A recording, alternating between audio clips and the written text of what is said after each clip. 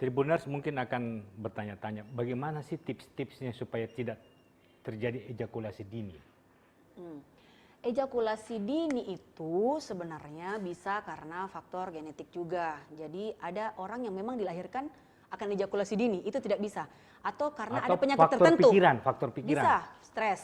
Faktor pikiran, stres ya? Iya, jadi belum puas perempuannya, laki-lakinya udah keluar duluan. Itu kan yang kadang-kadang kenapa ada perselingkuhan, salah satu faktor.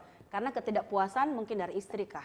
Nah, laki-laki bisa karena faktor yang pertama, ejakulasi dini, pertama yang paling dasar ya, ada kelainan genetik, ada kelainan struktur anatomi pada saat memang bawaan. Yang kedua ada penyakit genetik, penyakit dasar, penyakit contoh yang saya sebutkan diabetes, tapi itu yang kalau genetik. Kadang-kadang memang dia ejakulasi dini dan mungkin masa frekuensi dia hidup ceritanya itu lebih cepat begitu. Jadi yang kedua bisa stres, bisa, makanya sebaiknya pada saat kita melakukan hubungan suami istri, dua-duanya lagi fit supaya dua-duanya merasakan kepuasan. Nah, Gitu. Tribuners juga akan pasti ingin bertanya-tanya, Dokter Muji.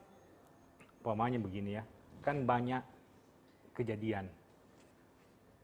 Biasanya mau jajan di luar, akhirnya kan sakit laki-laki didapat. Bagaimana bisa mengobati ataukah ada tips-tips supaya penyakit kelamin ini Jangan sampai terjadi. Jangan sampai terjadi. Kadang-kadang ada yang bilang sama saya, teman, saya kira istriku, ternyata bukan. Oh, dia berfantasi istrinya padahal perempuan yang lain gitu.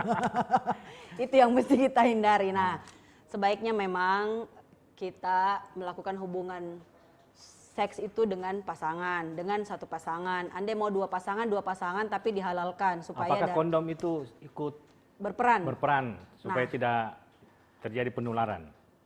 Untuk kami di program penanggulangan HIV/AIDS dan penyakit-penyakit menular seksual, memang penggunaan kondom sangat